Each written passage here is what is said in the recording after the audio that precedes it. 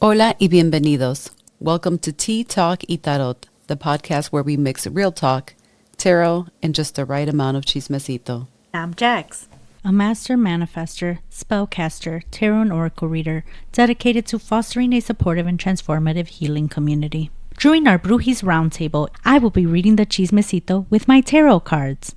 And I'm Eve, an intuitive empath dedicated to helping others heal, embrace self-love, and step fully into their most authentic selves. I will be pulling oracle cards for our listeners during our collective reading today. Here we unpack life, relationships, and everything in between with a little tarot insight and lots of laughs. Each episode, we start by spilling the tea as our guest shares their story. Then, Brujis Roundtable, where we pull tarot cards to offer our guests some guidance. And finally, we wrap up with a collective reading just for you, our listeners, during the collective reading. To learn more about us or for more insights, updates, and behind-the-scene content, visit readingthetea.com or follow us on Instagram and TikTok at TeaTalk&Tarot Pod. So grab your tea, get comfy, and let's get into it.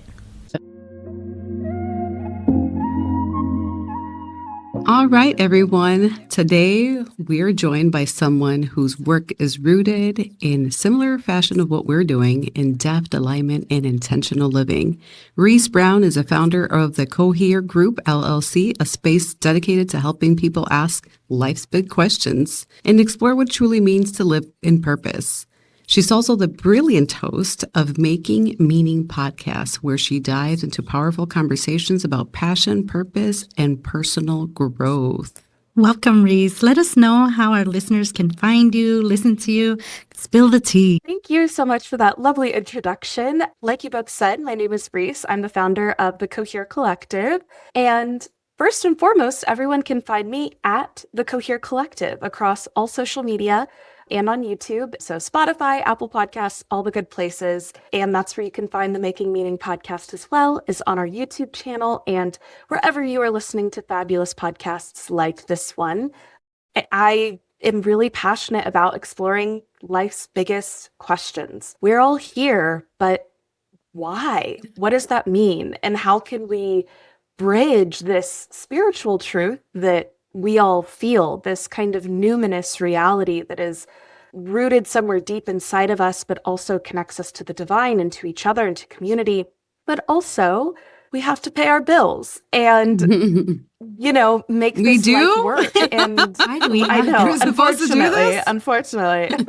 And humans are messy and complicated, and we have feelings, and we need to go to therapy and process through stuff. So how do we bridge these two realities that human beings are really sitting at the liminal space between this life that we're living here and the fact that we're spiritual beings? And that's what I have called living coherently, finding a way to tap into that purpose that's the spark that we all have inside of us and bring that into our lived reality every day, but also as a reminder that we're so much more than this lived reality too. Yeah, I can't wait for our listeners to tune in to you Yes. and then see where the alignment is. I love it. Yeah. Can't wait. Me too. I'm so excited. All right, amiga, spill the tea. What do we got going on? Yeah. So right now, I'm really at a crossroads, I would say right now, maybe an inflection point is a good way to frame it. A lot of change has been going on for me and transformation in my life right now, which is extremely messy too. And there's a lot of different avenues that are opening up with my company, Cohere, and wanting to make the right call to support coherence for everyone, myself, clients, anyone who touches Cohere. I want to grow the podcast, and I do life coaching one-on-one, and I want to make sure that I'm growing the company in a way that is supportive for my clients as well. And my guides have been telling me, we're not going to give you answers on this one. You got to figure it out for yourself, which seems a little counterintuitive that I'm now saying, hey, do you want to do a tarot reading for me to help? So we'll see what happens with that one. And I've really been balancing this personal journey of self-worth is really where I'm at personally, and wanting to alchemize this sense of logically, I know that we're all innately worthy beings, my nervous system and my gut instinct doesn't always default there.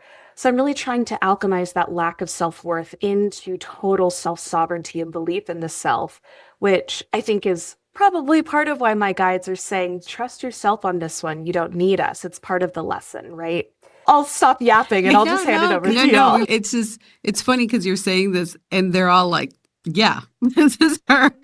Yeah, before you said life lesson, I was like, oh, this is part of her life lesson. It goes part of the healing, right? Like having to trust your gut and actually trusting it.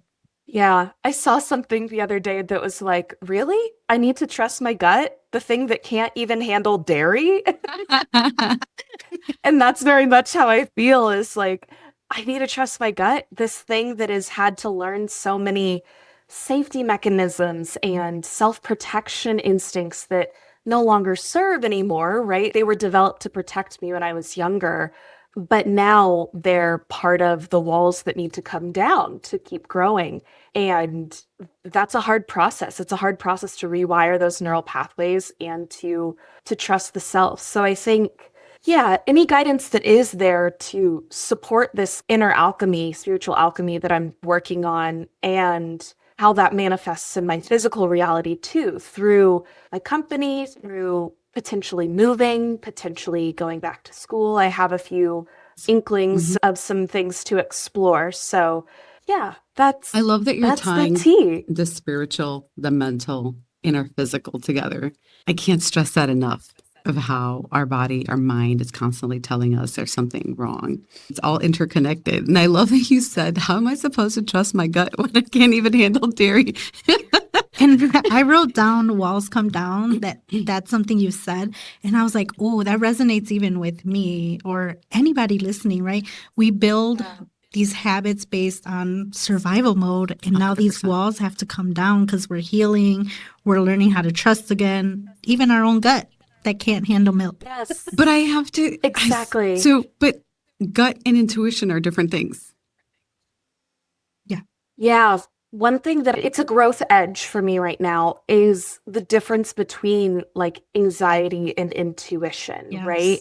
And I'll use RuPaul's beautiful language, the inner saboteur that is coming in, and it's those demons in your head that like to tell you you're not worthy of these things. How dare you dream so big? That's impossible. And to balance that with the whispers of intuition, the whispers of your divine desire, the whispers of your guides that are speaking through that inner voice too. And I've heard some people describe the difference as anxiety is really urgent, whereas intuition is softer and more gentle, or anxiety expresses in the gut and intuition is more heart-centered. I like that. It's something that I still haven't quite found framing on that works for me in a really coherent and not quick and easy, but nothing is really settled into my bones in terms of like a paradigm for really understanding that difference. And I still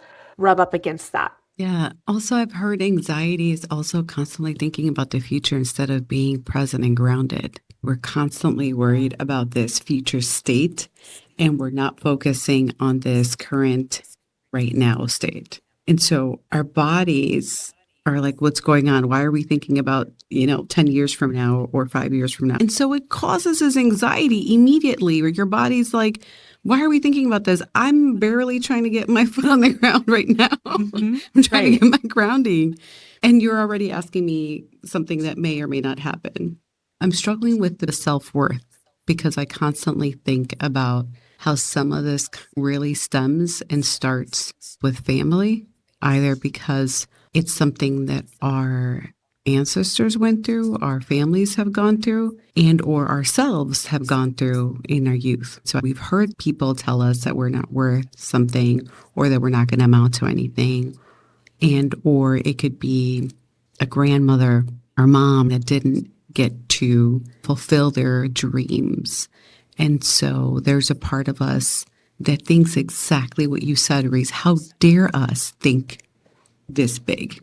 And then, just like in Lucy's episode, our guides invite us to believe in that big dream and to just let go. And I really do think that when we allow those big dreams, what is manifestation but to be, what was your word? Delulu? Yeah. To be delulu. Right. Right? What is manifestation but to really believe these outrageous dreams and desires? And I think the thing that just clicked, or not clicked, but it's like, and that means you have to believe you're worthy of it too. Yes. Right? And I feel like I've been gaslighting myself through the manifestation, where it's like, okay, we're going to gaslight ourselves into believing that I do deserve this. And now it's like, okay, this next step isn't just, it's bigger than anything you've done before.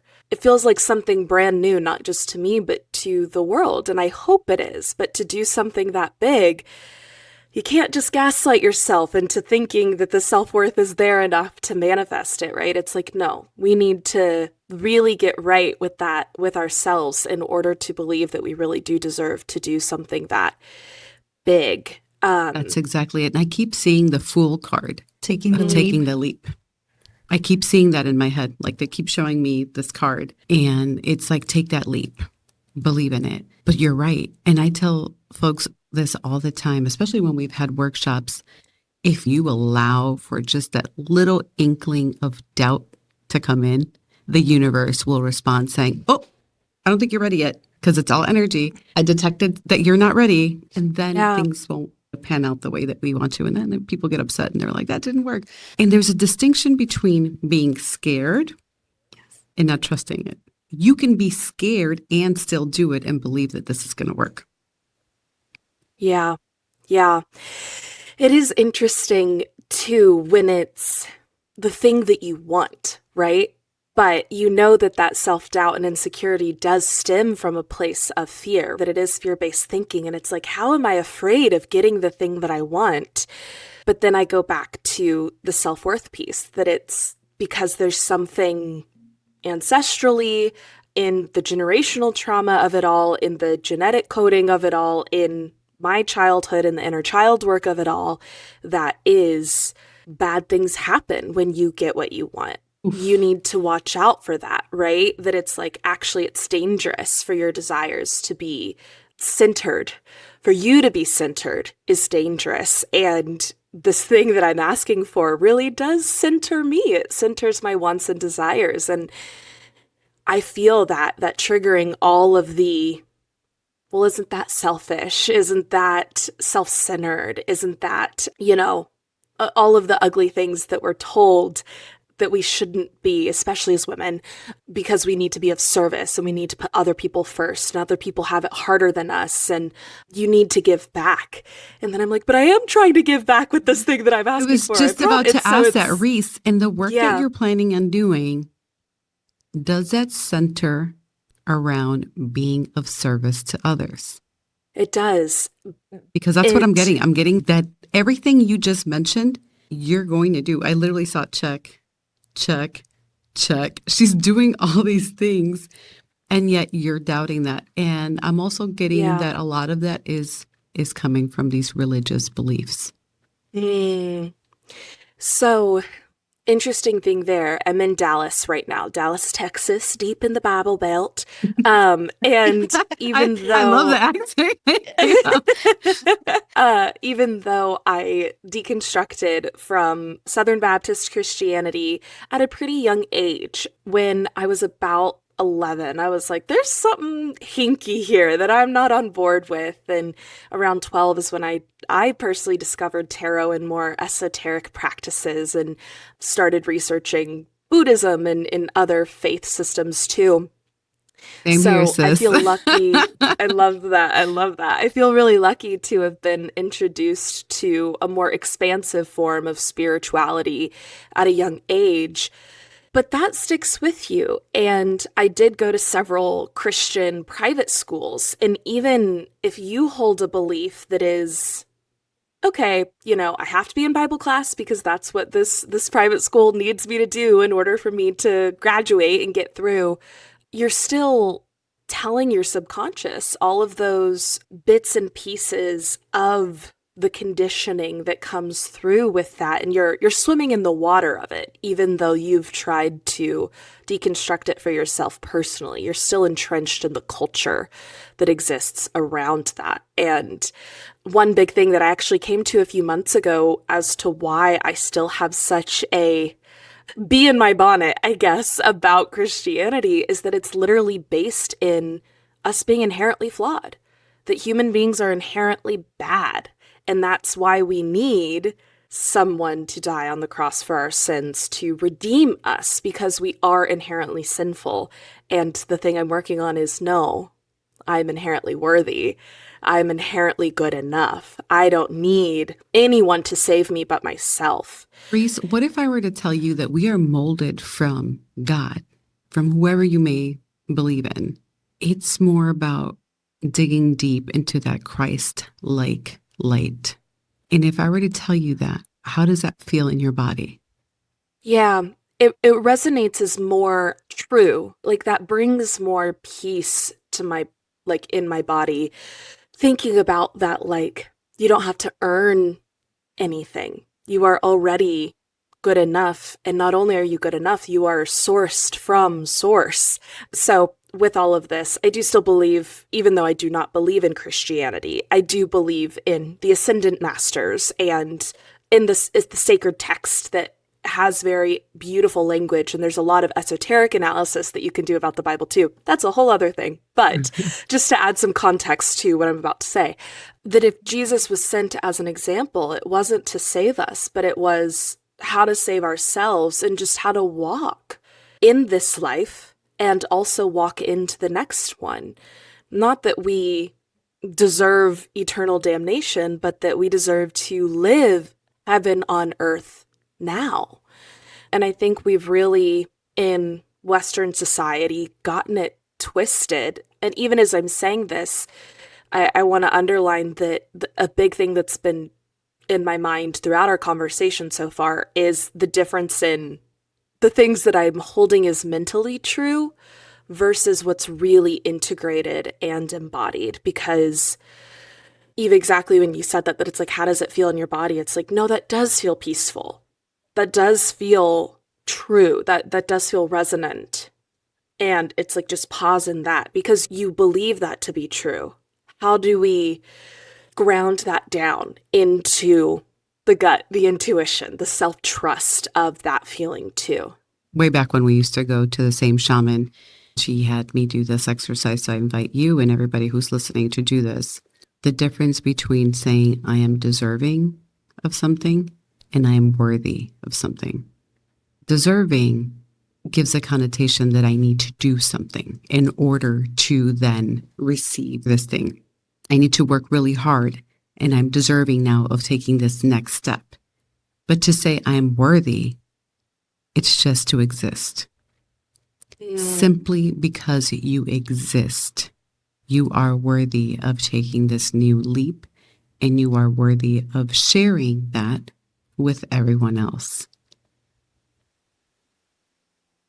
Immediately, it's so funny just to hear those words and then to feel all of the little things that are like, it's not true. No, you don't. No, you don't. And it's like, whoa, that's it. That's the thing, right? Like that's the energy we're alchemizing. Real quick, I want to talk about that alchemy. What are you doing to alchemize that energy?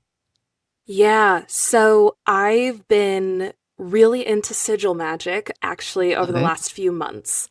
And I kind of revamped the way I do sigils, and I have been studying through Rune Soup, who's a creator on YouTube, and he also has like an online magical community. I'm not a part of that. This is just a plug because I enjoy his content. But every morning and night, I've gotten much better about staying magically consistent and persistent, which was one of my goals for this year, with sitting down in the morning, first thing, writing my dreams down, and then connecting with my guides, starting with gratitude for what I have already been given, all of the things that are already mine, to just step into that place of gratitude and how lucky I am, truly.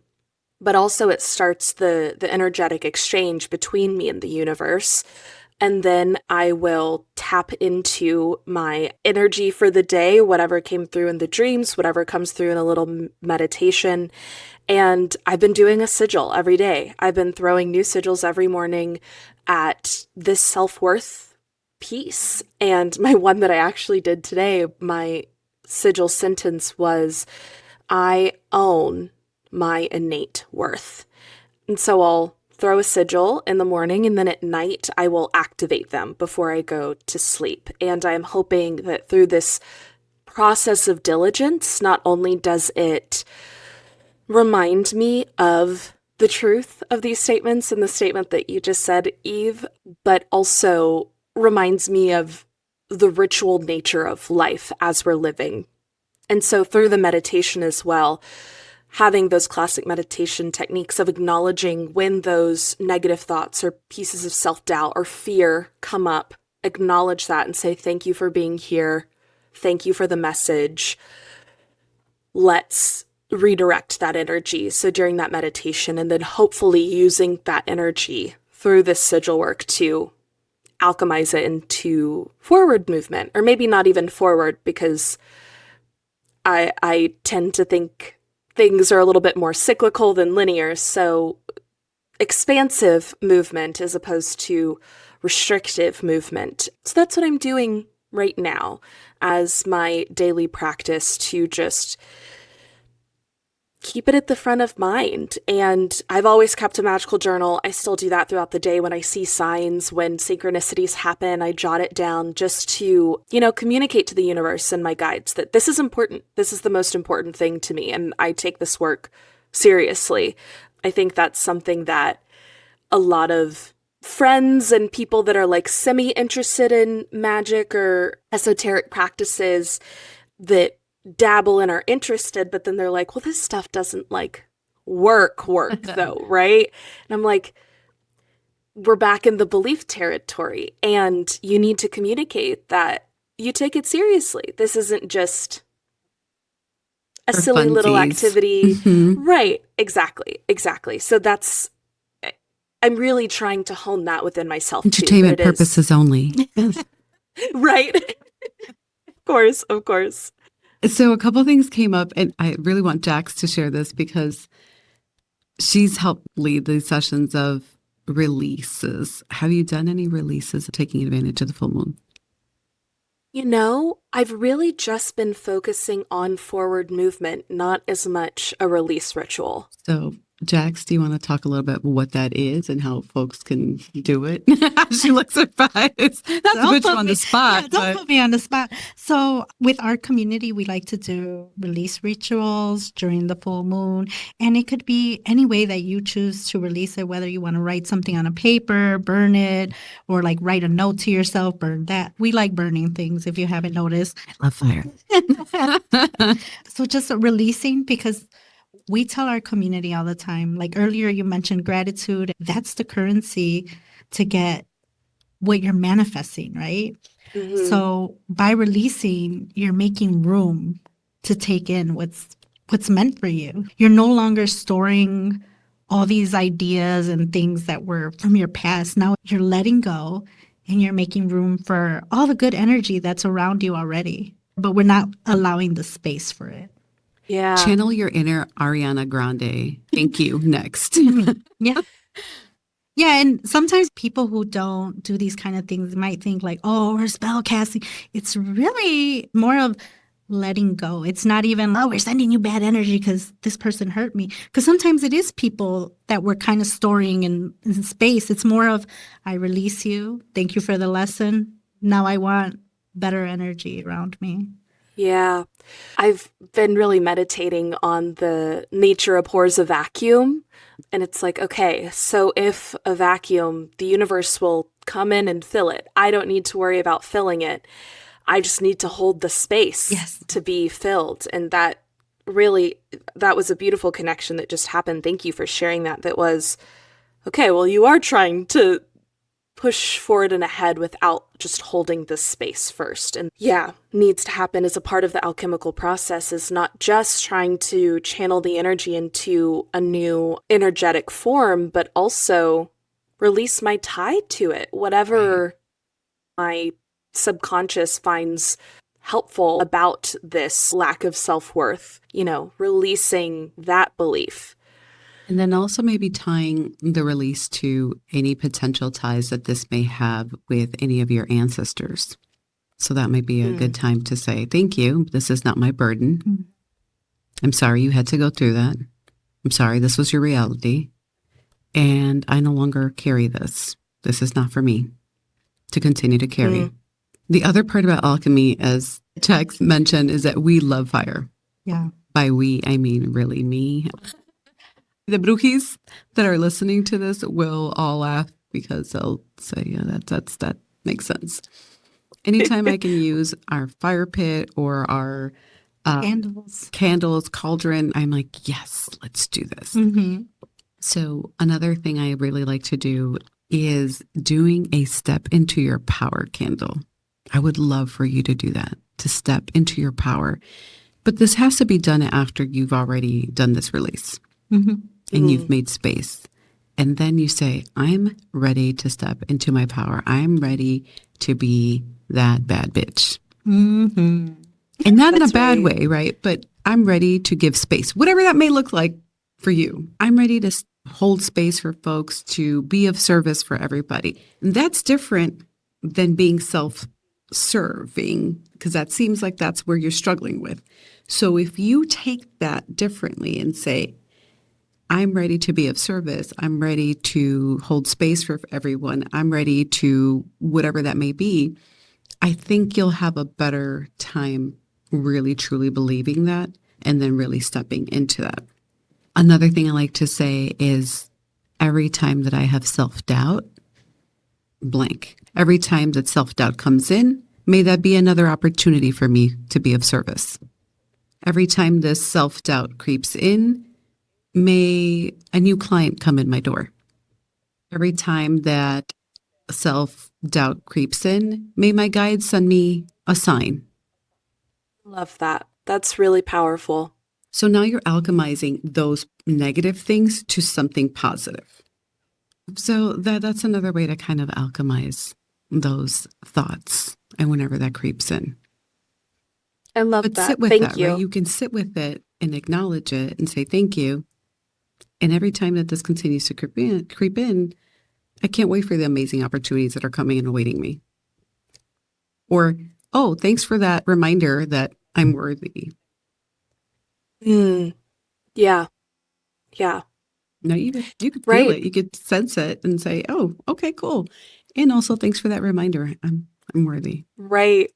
Because in a true alchemical sense, like the energetic signature of self-doubt is the reverse of, and therefore the same energy of self-sovereignty. And so every time self-doubt comes, may that be a reminder of how powerful I am, of my choice to trust myself, of, That's exactly it. Yeah, I really do love that. That's very powerful. And also, I'm like, and that's a good strategy too. Like, there's something very strategic about it that I like. That I'm a Virgo. If listeners can't tell, but I'm like, I do this every day. This is my routine. This is my ritual. Putting your list. I'm taking all my notes. Right, exactly. So it feels like a very good strategy to we have a game plan for this. We're not just in this tug of war trying to push forward through white knuckling against this, but learning from it as we go, using it. Correct. Using it. That's exactly it. Now I want to get into questions that you may have for Jax. This is my favorite part. Yeah. And I can't wait for Jax to read some cards. So go ahead, Jax. All right. Me too. I think if there is a specific question, that's so interesting. The one that just came into my mind, I was not expecting to come into my mind. So I'll throw it out there. But with this process of release, one thing that I have been struggling with is, as you release, kind of like you were talking about earlier, it's not sending any negativity towards anybody. It may just be cutting the cord. But also, you can release a certain type of engagement with someone without necessarily cutting them out of your life, right? Yes. That there's some nuance there. And I think I'm really struggling with the people in my life as well as place and how that ties into this release. And I feel like maybe I've been a little wishy-washy on, oh, they're here as a part of the lesson for cultivating long-term relationships that can shift and change, and that you can do this work through and not have to completely leave. But at the same time, there have been some instances that I'm like, maybe that is a sign that it's time for us to part ways. Not to say that we'll never come back to each other again. So, more, I suppose, how this release energy is manifesting in my physical reality, both through friendships, relationships, but also place and home. So how is this release manifesting in your physical reality? So I'm getting you're learning a lot from it, right? I feel like you struggled more before, and now I don't know if you even noticed that it's almost easier to let go and set those boundaries now. So I have the Hierophant, Ten of Wands reversed. So that was someone that was holding all these burdens, but now they're ready to let go. So it's funny that you brought up release because now it's being shown in your cards. Like you're ready to release. It's not really staying in your physical body anymore. Whether you've noticed or not, you've slowly been unpacking that. I have the Page of Wands. So you do hold a lot of fond memories and you sometimes look at them. That's normal. It's human nature. That's why pictures exist, to go back and look at a moment in time. And the bottom of the deck energy is the Empress. I saw that and I got so giddy.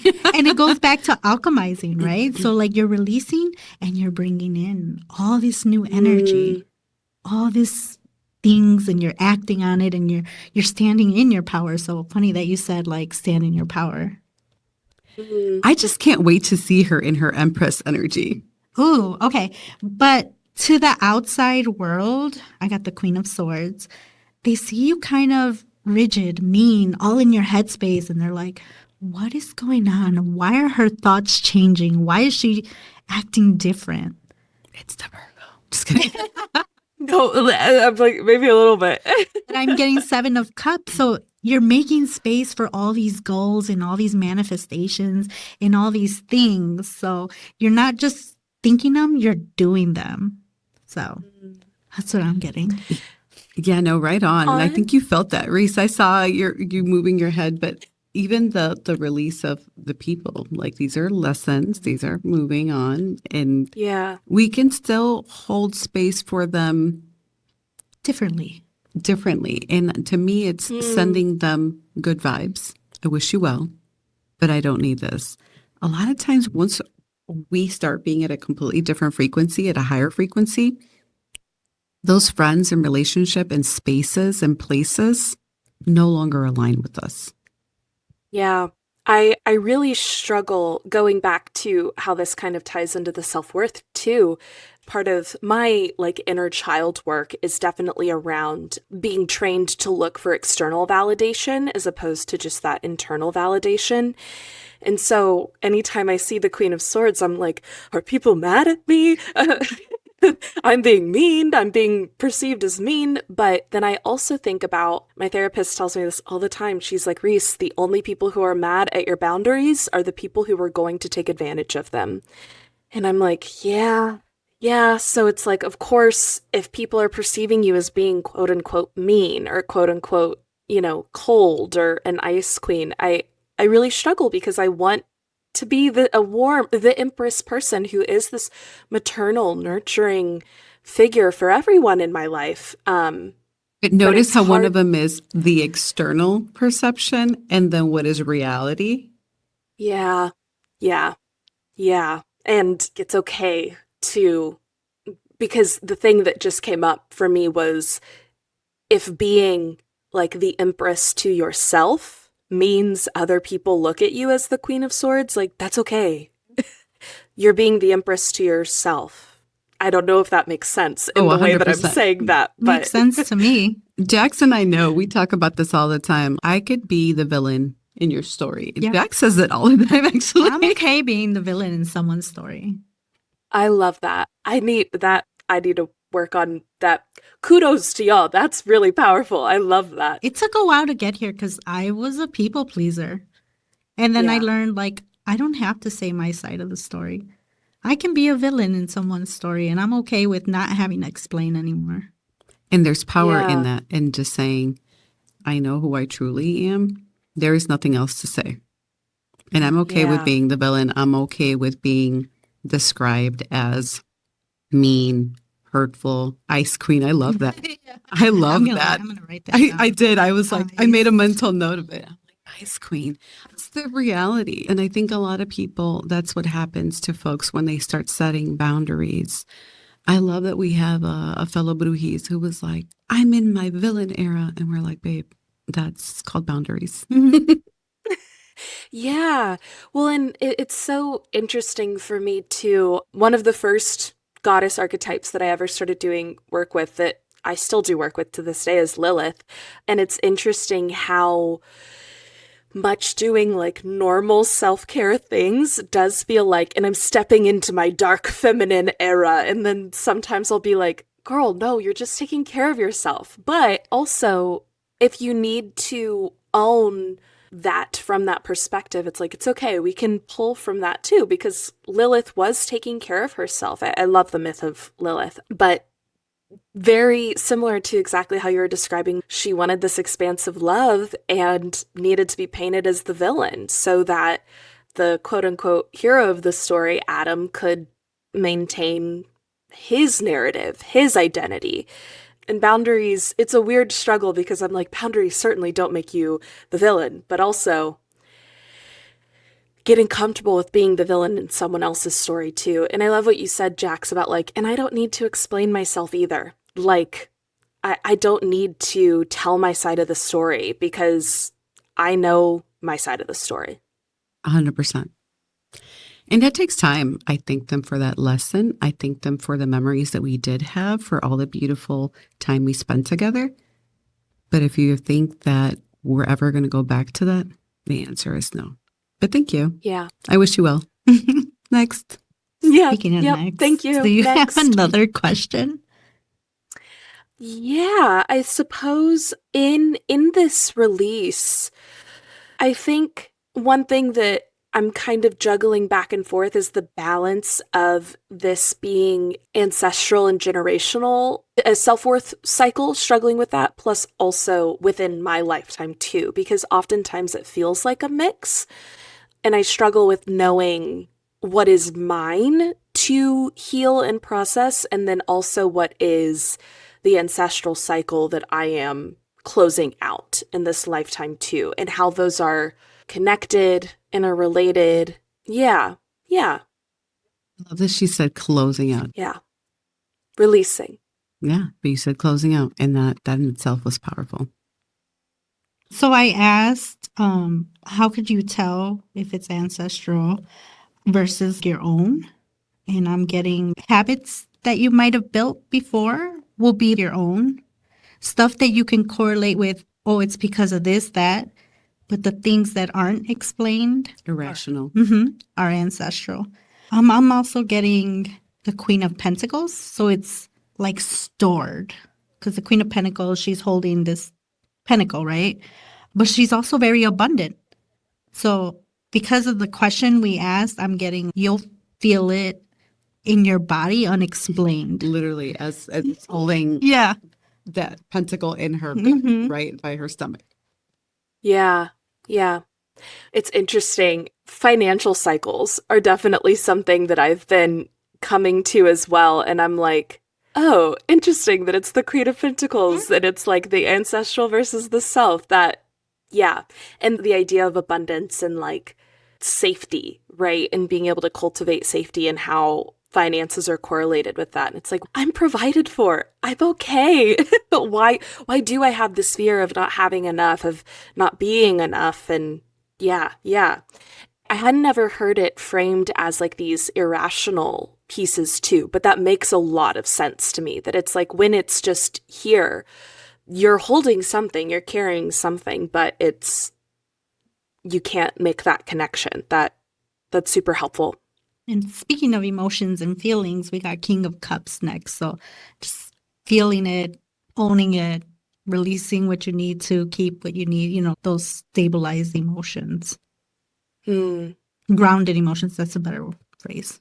And then the bottom of the deck is the star. So whether it's your own, your ancestral, they're like, hey girl, you got this. Pour into yourself. I almost feel like that's the way to get away from those ancestral things. It's both. It's pour into you. It's take time to take care of yourself. Those self-care rituals that you're doing for yourself. I call them rituals. Every time I get my lashes or my nails done, I'm going to go do some self-care ritual. Exactly. What else are you saying? So it's like from when you were a child, just things you learned, things we're unlearning. So I feel like it all goes hand in hand. And then I got the Ace of Wands, which is new passion, new feelings. So all this release is bringing in new emotions, new hobbies, new knowledge, all sorts of things.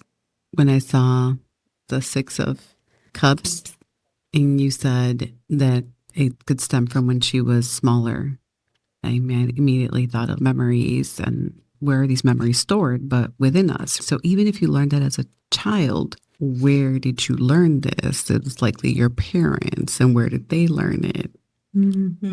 So it still continuously goes back to right. what I said. So it's almost like that reminder that was like, oh yeah, it could be your own and also stem back from unlearning this behavior. Right. Totally. Well, and that is an interesting thing too. That's like all of our parents are doing the best that they can and likely did much, much better than their parents did.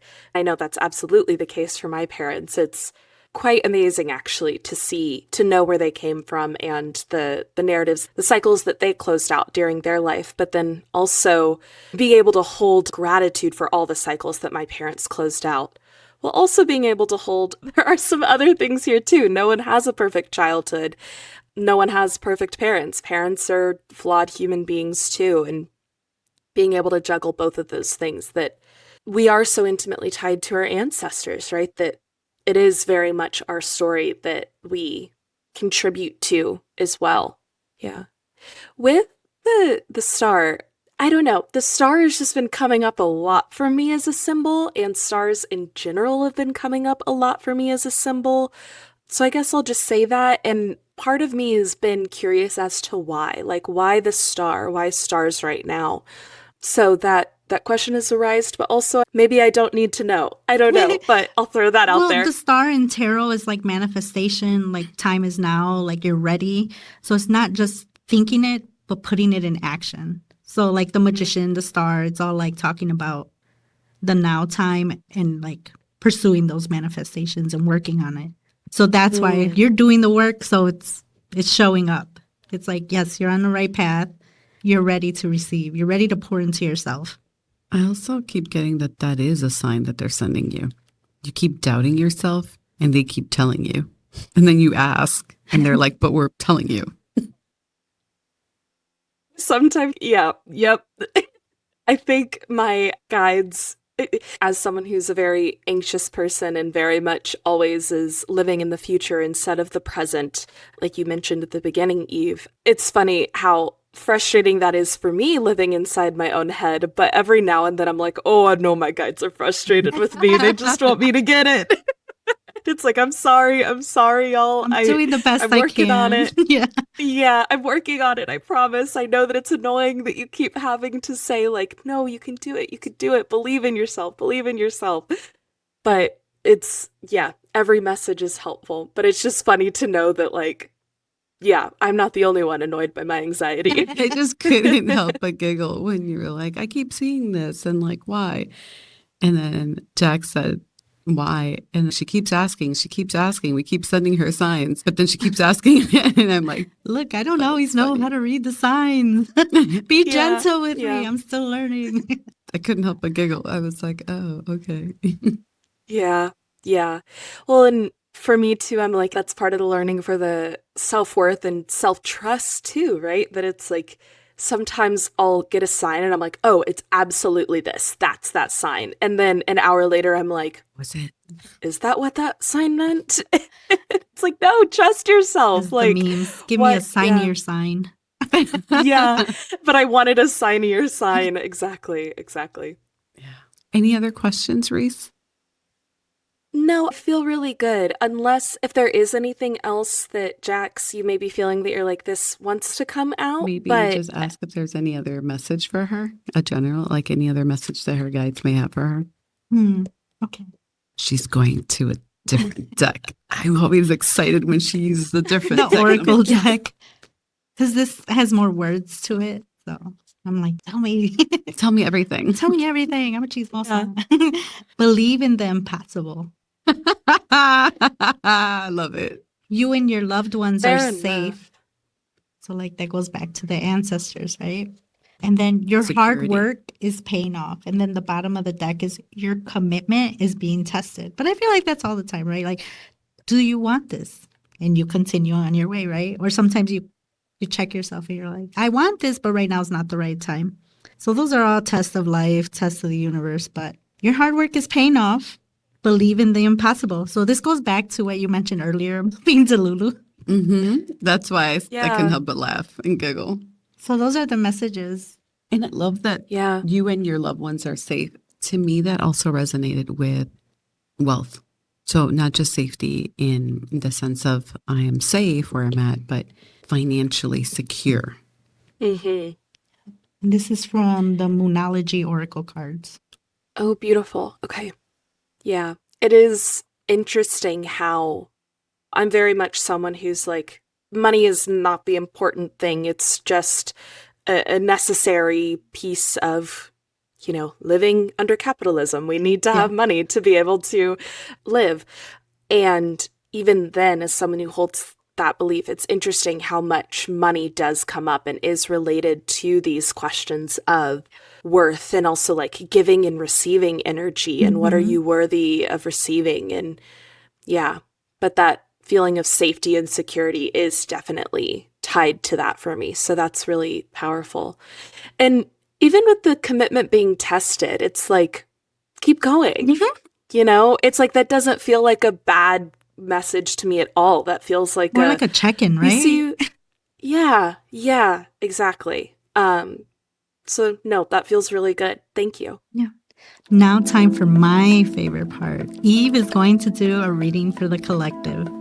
So we're going to see what energy we picked up from this episode from Reese, and Jax has mentioned this before. It could be a continuation from what we picked up here, but also, and hopefully it will be a message for listeners who may be going through the same thing that you are, who are feeling the same thing, who resonate with your story, and we have a message for them. So let's see. Okay. Yeah. It says, I can decide today to recalibrate my energy and commit to love and joy. To me, that means letting go of that self-doubt and committing to the things that you actually enjoy. Earlier in the episode when we were talking about the release ritual and you mentioned that it was a full moon ritual, I was like, damn it, we just had the full moon. But one of the questions that I was going to ask is, I'm sure like it's okay to still do it, but it's like, I want to do it now. I want to do it today. And then Energy's to hear still that, there. it's like, you can recommit today is literally what the card said. So that's just very confirmation for me, for sure. Ready for the next one? Cool. It says, I believe I'm worthy of feeling good. So believe that you're worthy. Believe that it's okay to feel good. It's okay to not have this guilt of money, of taking on this new experience. It's okay to take care of yourself and whatever that looks like and feels like. The last one says, it's good to feel good. Wow. Can't see it, but it's good to feel good. So really kind of stepping into your power, allowing yourself joy, allowing the space to be yourself is what I'm getting. To really just kind of commit to that joy and having fun and allowing the rest to just come. And the last one, the bottom says, I trust that my powerful intentions combined with my faith are enough to allow my vision to become a reality. So if you feel good, if you commit to that love and joy to feel good, if you believe that you're worthy and you just trust in those intentions and your faith, those things that you still hold on to, your vision is going to come to reality. It's there. It's at the cusp. Yes. Yeah. Thank you both so much. I so appreciate you inviting me on, holding this space for me, and all of these. Can't wait to share It's this really beautiful. because it's such a beautiful card just holding on. Mm-hmm. And the expansiveness, I feel like I believe in worthy of feeling good is also you making others feel good. Mm-hmm. Yeah, and thank you for being vulnerable, opening up, and just being open to having these conversations. I think will resonate with a lot of our listeners. Absolutely. But before we close out, let's remind everyone where they can listen to you, find you. Absolutely. Thank you so much. So if you are curious about me, about the Cohere Collective, absolutely check out social media, all at the Cohere Collective. Instagram and TikTok are our biggest places, but we're everywhere social media exists. I also have a website, www.thecoherecollective.com, and a weekly newsletter that is weekly insights to help people cultivate coherence in their own life. So definitely come hang out with us over there every week. And the podcast, Making Meaning, where I interview purpose-driven individuals about how they find and make meaning.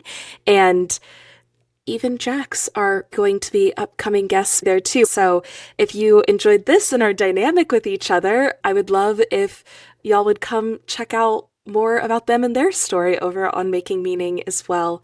Thank you both. Thank you for, again, holding the space and allowing me to feel comfortable being vulnerable and having these conversations because, one, it's hard to be vulnerable, but also we don't want to do it with everybody. So Thank you for creating that sacred space for these messages for me. I really, really appreciate it and appreciate our connection. We appreciate you. We can't wait. Yes, we're excited to not only see the amazing things that you're going to leap into, because I know it's going to happen, but for being on your podcast. So we can't wait. Mm-hmm. Thanks, Reese. Thank you so much. We'll see you soon. Just a reminder that these cards will be available for you to view on our social media channels. So, Brujis, let's talk about it. Have you ever gone through something like this? Could you relate to this episode? And if you did, how did you handle it? What did you learn along the way? Spill the tea. It's time to sip and share. Send in your story via Instagram, TikTok, or readingthetea.com. We might share you in a future episode. As we wrap up, we're so grateful you joined us today. If you love this episode, make sure you subscribe, share it on Spotify or Apple Podcasts, and stay connected with us on social media for behind-the-scene moments, exclusive content, and ways to engage with our comunidad. This space is for all of us, so bring your stories, your energy, and your curiosity. Until next time, keep sipping your tea, trusting your path, and embracing the magic of it all. Nos vemos pronto.